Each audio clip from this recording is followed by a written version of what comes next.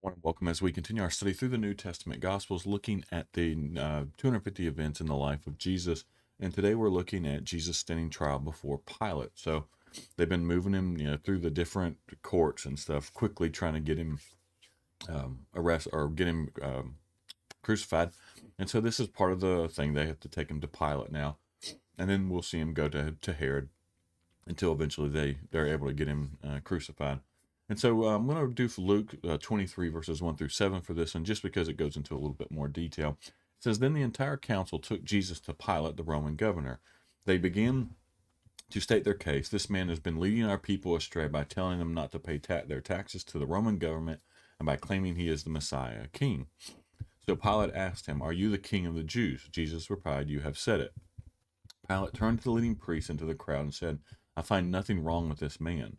Then they became insistent but he is causing riots by his teaching wherever he goes, all over Judea, from Galilee to Jerusalem."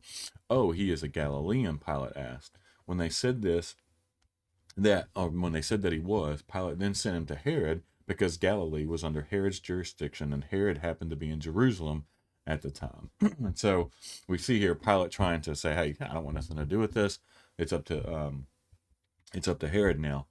And so, standing before Pilate, we see that the religious leaders accused Jesus of a different crime than the ones that they had arrested him for, right? They had arrested him for blasphemy, right, claiming to be God, but they charged him with something different because this charge meant nothing to the Romans. And so the religious leaders had to accuse Jesus of crimes that would concern the Roman government, such as encouraging the people not to pay their taxes, claiming to be king, or causing riots, because those are the type of things that Rome cared about. They didn't really care about whether he claimed to be God or not under the Jewish religion. That didn't concern them.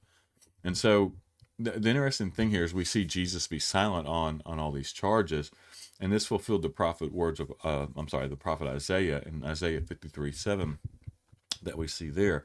Pilate, right, he was amazed that Jesus didn't try to defend himself, but he also recognized the obvious plot against Jesus and wanted to let him go. He didn't want to have anything to do with this.